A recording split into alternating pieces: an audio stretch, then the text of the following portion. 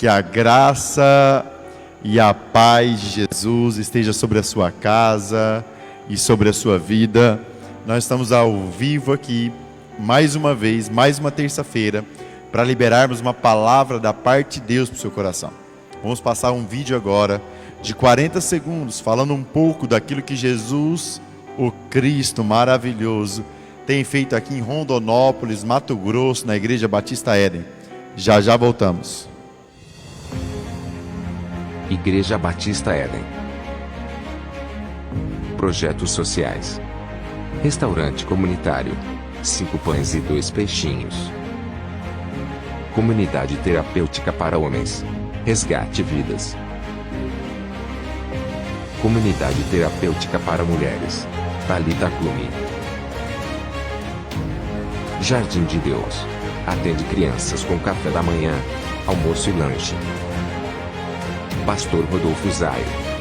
Inscreva-se no canal. Aleluias!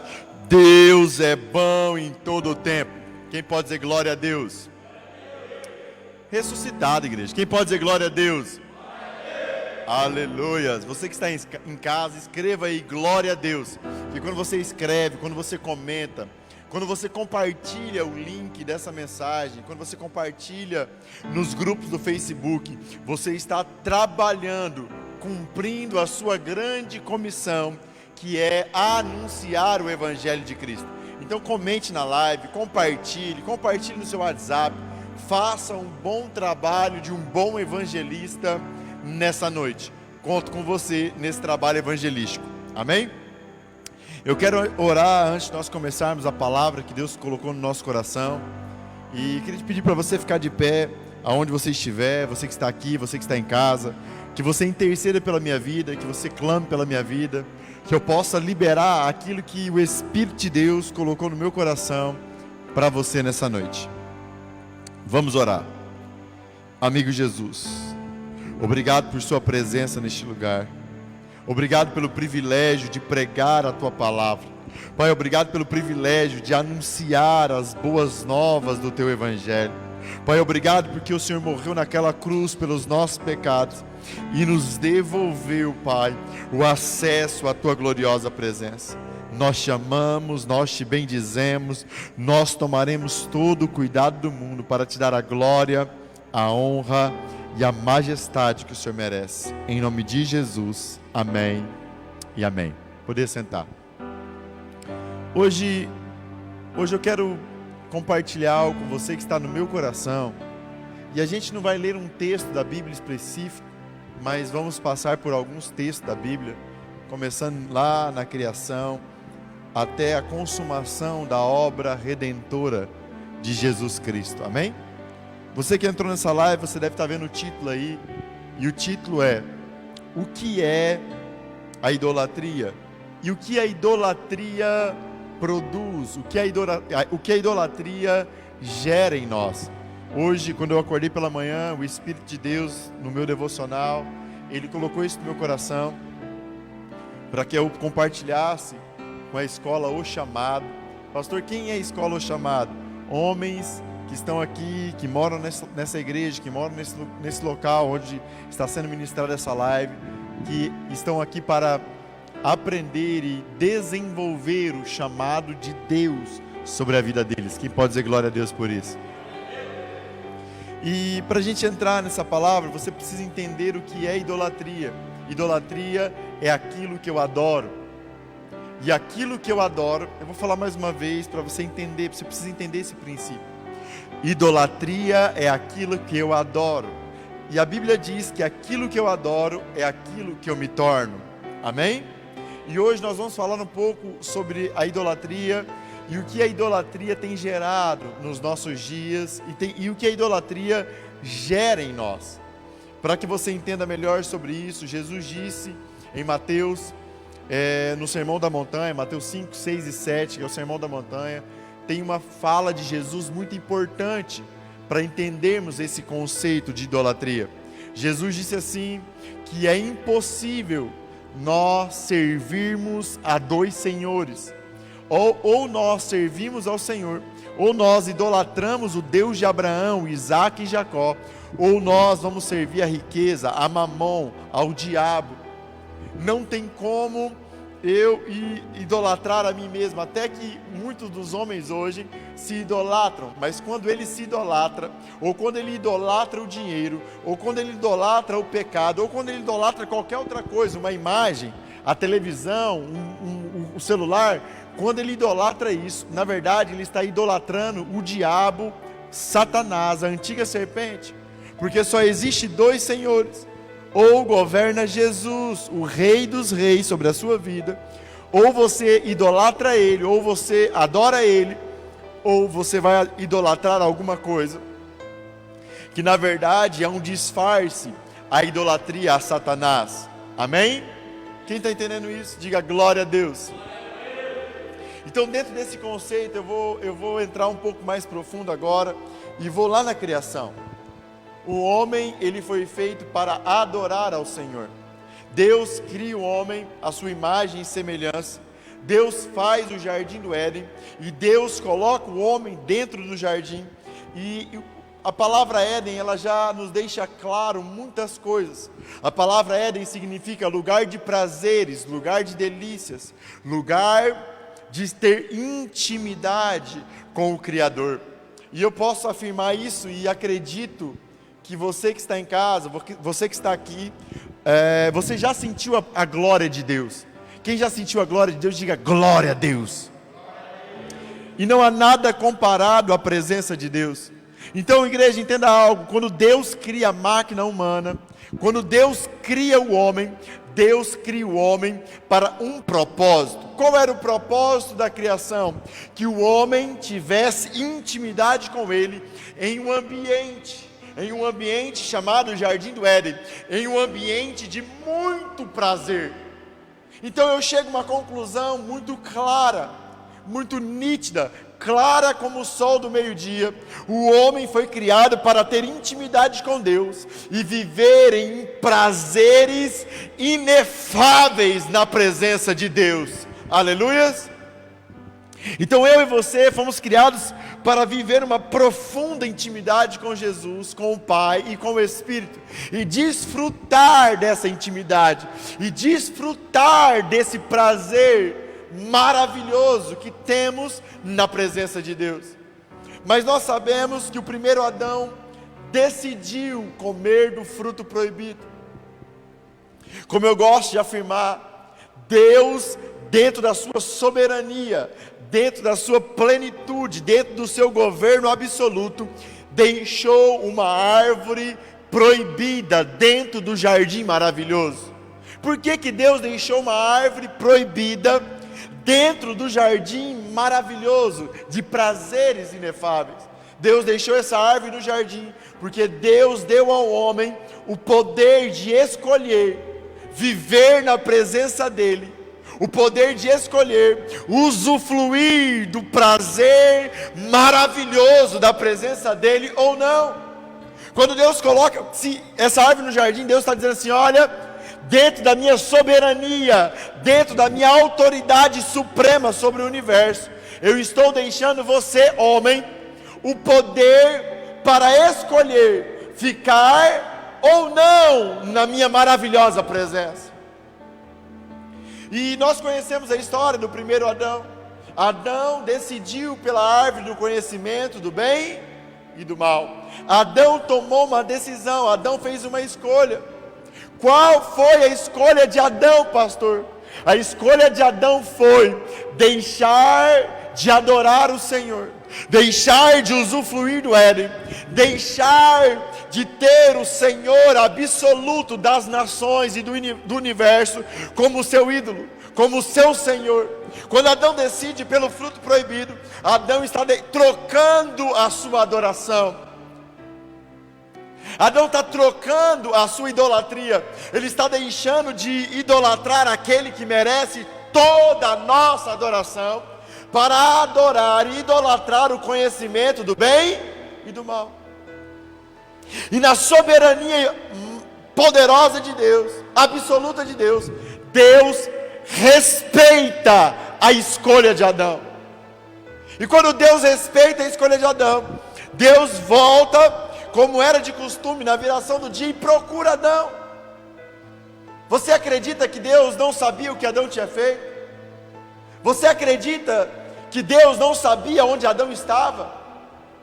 Deus sabia o que Adão tinha feito, e Deus sabia onde Adão estava. Então por que Deus pergunta por Adão? E por que Deus pergunta o que Adão havia feito? Deus pergunta por Adão e pergunta o que ele tinha feito, porque Deus respeita nossas escolhas. Mesmo Ele sendo soberano, Ele continua respeitando as nossas escolhas. Quem vamos adorar? E quando Adão decide rejeitar o Senhor absoluto, quando Adão decide rejeitar a Trindade Santa, quando Adão decide deixar a maravilha que ele vivia no Éden, Deus, na sua soberania e no seu respeito profundo por nossas escolhas, Ele precisa tirar Adão do Éden, para que Adão andasse segundo aquilo que ele decidiu adorar. Igreja, eu vou falar um pouco sobre isso, mas o maior castigo que Deus pode dar ao ser humano é entregar ele às suas próprias paixões. O homem foi criado para estar no Éden com Deus, sentindo prazeres inefáveis. Pastor, mas não fui eu que pequei. Pastor, mas não fui eu que decidi comer o fruto proibido. Você vai entender algo. Para que a gente volte a falar sobre a idolatria, para que a gente volte a falar sobre prazer, você precisa entender agora o que o segundo Adão fez. O primeiro Adão nos arrancou do Éden. Amém, igreja? Nascemos todo em pecado, contaminado com a velha natureza. Mas o segundo Adão, Jesus o Cristo, o maravilhoso, Ele veio cumprir a promessa de Deus lá no início. Qual foi a promessa e qual foi a profecia de Deus? Quando Adão e Eva foi arrancado do Éden, que da mulher nasceria um homem, nasceria um que pisaria na cabeça da serpente, um que restauraria o estado original do homem. E é isso que Jesus, o segundo Adão, veio fazer. Quando a Bíblia diz que Ele morre pelos nossos pecados, quando a Bíblia diz que Ele é o elo, o evangelho da restauração entre o homem e Deus, a Bíblia está dizendo assim: olha, o primeiro Adão pecou e te separou de Deus, mas o segundo Adão morreu inocente, sem pecado, pelos pecados de toda a humanidade. O véu foi rasgado de cima a baixo, e agora aquilo que fazia separação entre o homem e Deus não existe mais. Agora Jesus, o segundo Adão, trouxe o Éden para dentro de nós. E qual é a conclusão que eu chego com isso, pastor? A conclusão que eu chego com isso é que agora eu e você estamos posicionados à semelhança do primeiro Adão. Nós, todos os dias, quando acordamos, temos em nós a natureza do primeiro Adão, porque Jesus disse em João capítulo 3, que o que é nascido da carne é carne, mas o que é nascido do Espírito é Espírito. O que Jesus está falando? Jesus está falando assim: olha, o que você recebeu do primeiro Adão ainda continua aí, porque todo o processo de regeneração não foi concluído ainda. A sua carne continua aqui, amém, igreja? Mas quando eu sou batizado, eu recebo agora a nova natureza.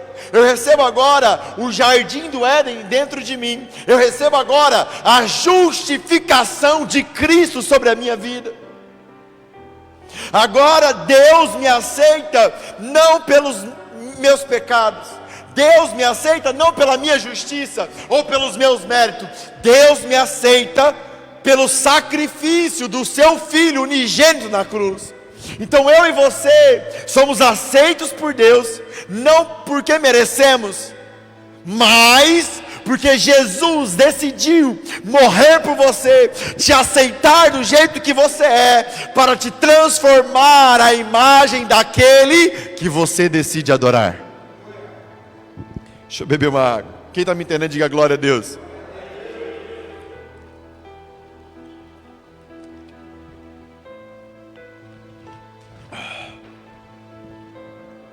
Pastor, o que tudo isso significa? Que todos os dias, quando você acorda, você está agora à semelhança, não como, não igual, mas à semelhança do primeiro Adão. O que é a semelhança, pastor? Você tem uma natureza carnal, que pende para as coisas da carne, que pende para as coisas das trevas, que pende para o pecado, que pende para adorar a Satanás e os prazeres que ele coloca na sua vida, terrenos, transitórios e diabólicos. Mas você agora também tem a nova natureza em você. Pastor, quando que eu vou perder a velha natureza? Quando Jesus voltar. 1 Coríntios capítulo 15, no abrir e no fechar de olhos, receberemos um corpo glorificado.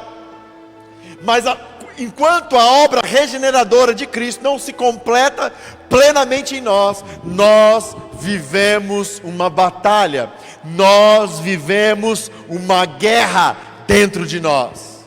Nós vivemos uma guerra a qual só eu e você podemos escolher quem vai vencer. Eu costumo dizer, e muita gente se assusta quando eu falo isso, que a nossa guerra, nem Jesus tem mais alguma coisa para fazer. Escreve aí, por quê, pastor? E você me pergunta, por quê, pastor? Porque Jesus já fez tudo por você. A obra está consumada na cruz. Agora a escolha é sua, de quem você vai decidir adorar. Pastor, o que você está dizendo? Você está dizendo que eu adoro Satanás todas as vezes que você acorda pela manhã e não decide viver uma vida de intimidade com aquele que morreu na cruz por você. O diabo te alcança, te governa e te destrói. Nós estamos agora posicionados na mesma posição do primeiro Adão, semelhante à posição do primeiro Adão. Temos o poder de escolher se inclinar ao Deus de Abraão todos os dias e viver tudo aquilo que Ele liberou na cruz do Calvário sobre a minha vida. Pastor, o que Deus liberou na cruz do Calvário sobre a minha vida? O jardim do Éden, o lugar de prazeres inefáveis. A escolha de quem eu adoro é minha responsabilidade. Quem tem coragem de bater e falar assim, a escolha de quem eu adoro é minha responsabilidade. Por isso, igreja, que o pecado não é uma escolha, o pecado é uma consequência.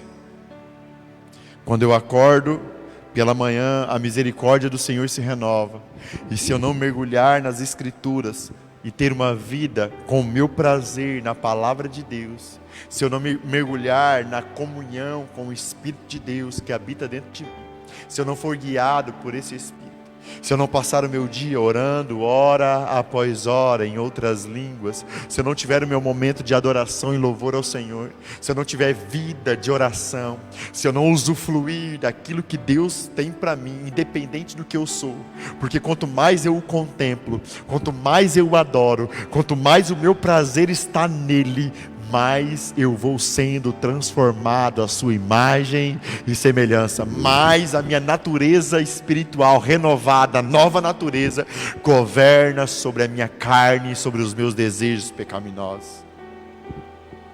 Então, quando o Senhor é o meu ídolo, quando o Senhor é a minha adoração, quando o Senhor é a resposta que o meu coração clama, quando Ele é o meu prazer, nele sou completo.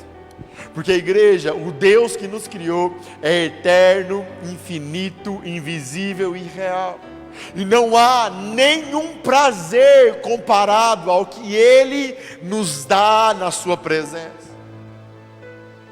Então, igreja, quando eu acordo todos os dias com a intenção e com a minha vida aos pés da cruz, entendendo e glorificando, dando motivos para que Ele se alegre em mim, porque eu usufruo daquilo que Ele fez por mim. Ah, pastor, Deus não precisa que você faça nada para Ele se alegrar com você. É verdade. Ele já me justificou e me aceita como eu sou. Mas a Bíblia diz que Ele se deleita naqueles que o buscam. Ele se alegra com aqueles... Igreja, é muito simples fazer essa matemática. Eu tenho um filho unigênito, um único filho. Esse filho morre para que eu tenha mais filhos. Amém? Amém? Só que esses filhos não me querem. Eles negligenciam o sacrifício do meu filho. Você acha que existe uma coisa mais dura e desconfortável e triste para o Senhor do que os homens rejeitando o sacrifício de Jesus na cruz? E vivemos num tempo tão difícil, de mentes tão cauterizadas, que se nós perguntarmos para as pessoas, para muitas pessoas, quem ela adora, ela vai falar assim: o Senhor, eu adoro Deus, Deus é o meu Senhor, eu adoro, eu não tenho ídolos. Mas, igreja, é muito simples. Quando eu de fato adoro o Senhor, quando eu de fato contemplo eu vou falar só de prazer hoje, amém, igreja? Amém?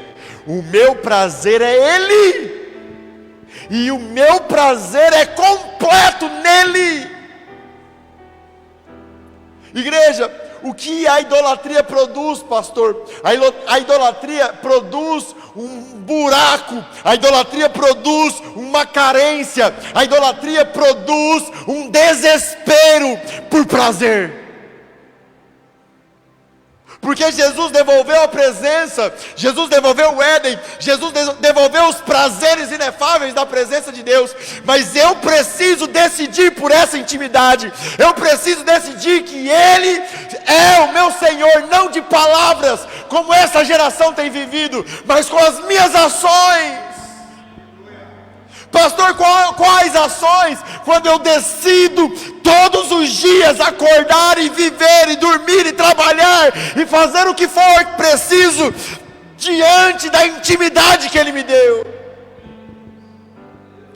E essa intimidade com Deus realiza todos os meus prazeres e todas as minhas necessidades de prazer. Quem está me entendendo, igreja?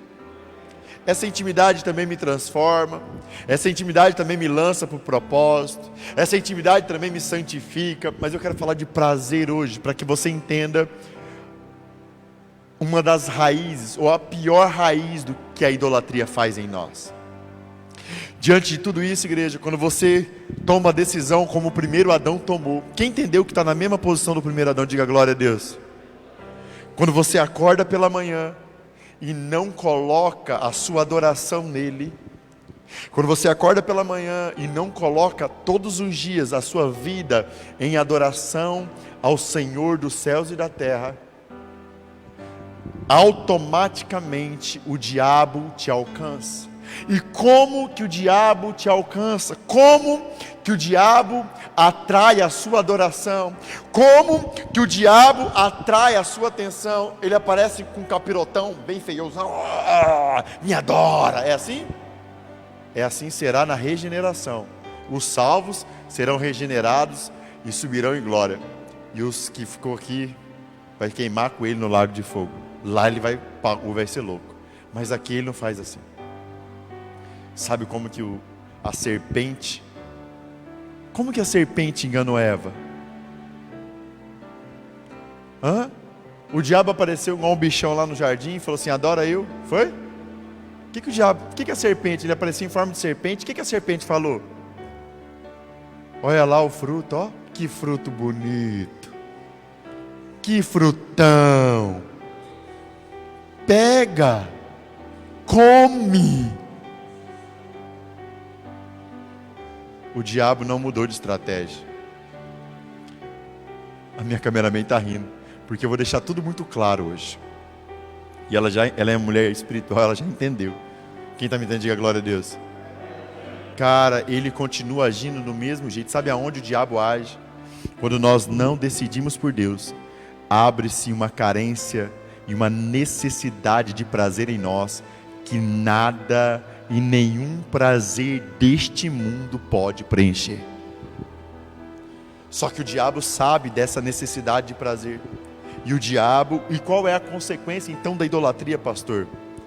A consequência da idolatria é o prazer momentâneo, carnal, diabólico desse tempo. Eu vou deixar bem claro para você me entender hoje. Bem claro. Quando eu não adoro o Senhor, Ele não é o meu prazer. E quando Ele não é o meu prazer, eu tenho necessidade de prazer, porque fui criado no jardim do Éden para estar com Ele. Amém, igreja? E quando eu tenho necessidade de prazer, o diabo joga na minha mente seta de pornografia. Eu alimento essa seta, essa voz da serpente na minha mente. Ela desce para o coração e eu sou viciado na masturbação. É muito simples saber quem você adora. Se você adora o Senhor, o seu prazer está nele. E você vence o prazer da carne, porque você não precisa desse prazer, porque o seu prazer está nele. Quem está entendendo, diga glória a Deus. Mas quando você não adora o Senhor, você tem uma necessidade de prazer, e o seu prazer está na masturbação, na pornografia, na droga, no dinheiro, e aí ele começa a te cercar de ídolos. Porque aquilo que você passa o seu tempo pensando é aquilo que você vai adorar.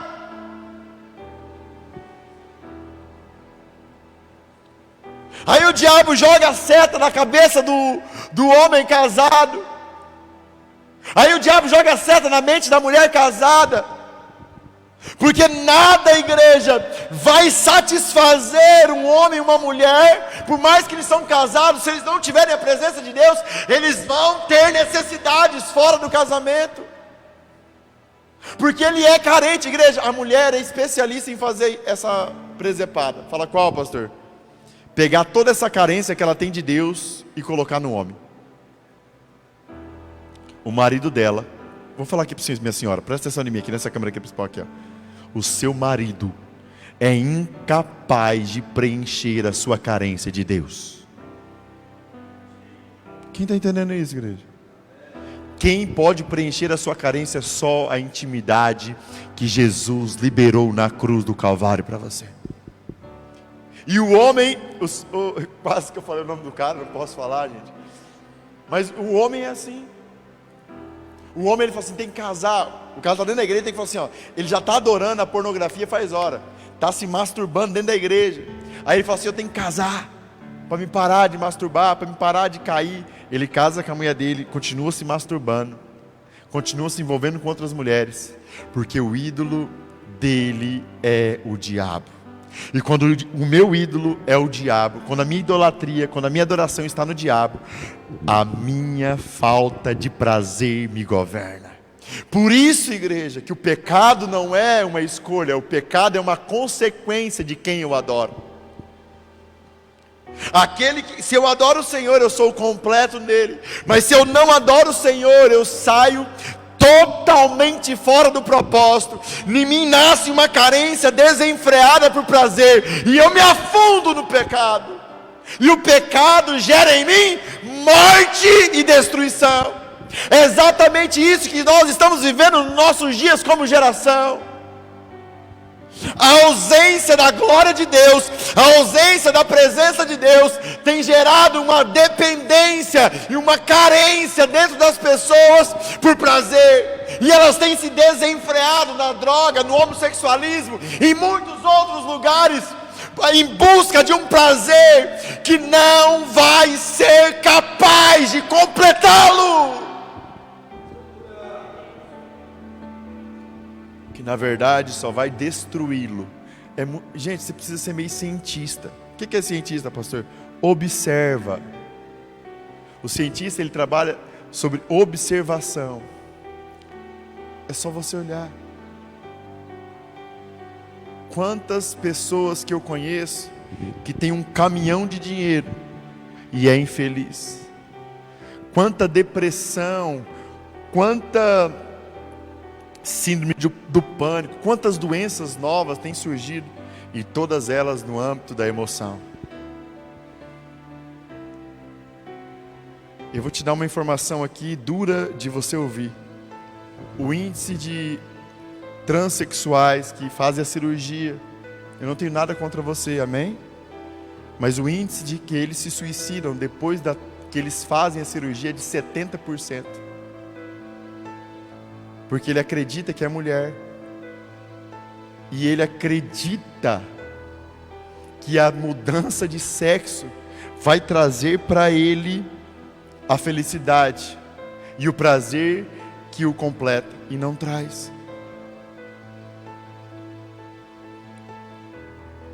O índice de homens com 50 anos que entram em depressão é o mais elevado nível. A maior faixa de homens com depressão é com 50 anos. Porque ele trabalha a vida inteira concentrado que ele precisa ser bem sucedido, ter dinheiro para ter os prazeres e completar o interior dele. Mas quando ele chega com 50 anos, quando ele alcança e tem o dinheiro, ele descobre que esse dinheiro é incapaz de resolver as carências do prazer que ele só vai ter na presença de Deus.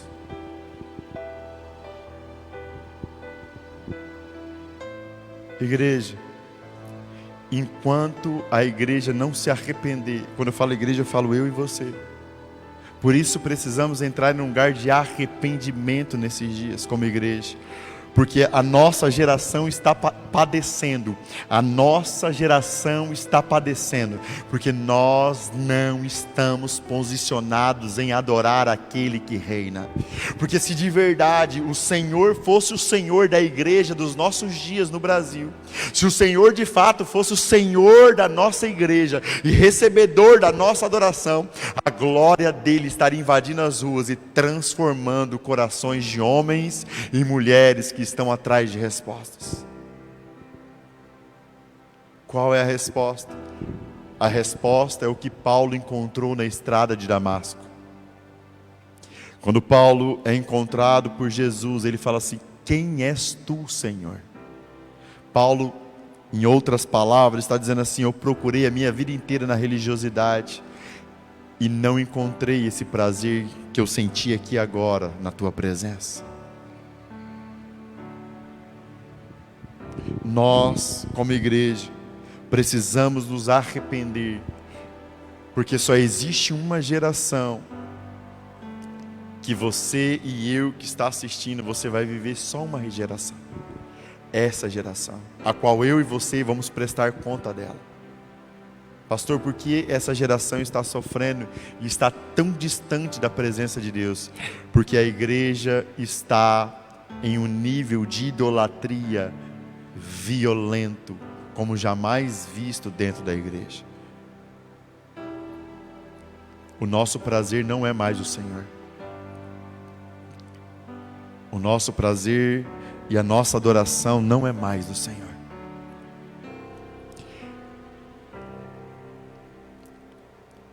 É muito simples o apelo que eu vou fazer hoje. É muito claro para mim o apelo que eu vou fazer hoje. Aonde está a sua adoração? Aonde está o seu senhorio da sua vida? Está o seu prazer. Se você vive atolado no pecado, apaixonado pelo dinheiro, se você não tem prazer na palavra, se você não tem prazer na oração, se você não tem prazer na vida com Deus, você está dentro da igreja idolatrando alguma coisa disfarçada, que na verdade você está adorando ao diabo, e você tem se tornado como o diabo cada dia mais. E se essa palavra falou com você, o apelo é muito simples. Pastor, se você entender que essa palavra falou com você, você vai estar entendendo assim: pastor, eu entendi que eu adoro o diabo. Eu entendi que o meu prazer está nas coisas e no prazer da carne. E eu não quero mais isso. Eu não quero, porque igreja, quando uma igreja entende que o prazer dela é o Senhor. Ela começa a adorar, começa a se tornar a imagem e semelhança de Cristo e começa a ser resposta por uma geração sofredora. Quem quer ser resposta para essa geração, diga glória a Deus. Quem quer ser resposta para essa geração, diga aleluias. Então, se você reconhece que a sua idolatria é no diabo, que você tem adorado ele e que você tem se tornado como ele, mas você não quer mais isso para a sua vida, aonde você está, fica de pé no seu lugar que eu quero orar por você. Fica na posição de receber, assim. Amigo Jesus, nós pregamos aqui a tua palavra, pregamos aqui a tua verdade. Sabemos que o Senhor é resposta para esse tempo. Na verdade, sabemos que o Senhor é a única resposta para todos os tempos. Sabemos, Jesus, que vivemos em um tempo difícil, em um tempo onde a idolatria tem reinado dentro da igreja. Mas sabemos que o Senhor, certa vez questionado pelos discípulos sobre uma obra impossível, o Senhor falou que para os homens existem obras impossíveis, mas para Deus tudo é possível. E o nosso clamor a Ti é, antes de tudo, como Daniel disse, nós não jogamos diante de Ti a nossa santidade, porque ela não é nada, simplesmente trapo de imundícia. Nós jogamos diante de Ti, Pai, a Tua misericórdia, a Tua compaixão. Perdoa os nossos pecados. Pai, perdoa a nossa idolatria. Pai, perdoa as nossas limitações. Perdoa todas as vezes, Pai, que nos levantamos e não Te damos glória, honra e majestade. Quando não vivemos uma vida inclinada a fazer e a realizar os Seus propósitos sobre a terra. Pai, toca na Tua igreja arrependida. Levanta um exército, Pai, que vai Te adorar de todo o coração, de todo entendimento, com todas as suas forças. Homens e mulheres, Pai, que vão atrair a Tua glória para eles e para esta geração. Pai, aonde abundou o pecado, superabundou a graça de Deus, Pai. Pai, toca em nome de Jesus. Amém e amém. Quem pode aplaudir Jesus bem forte? Se essa palavra falou com você, compartilhe essa mensagem em nome de Jesus. Amém e amém.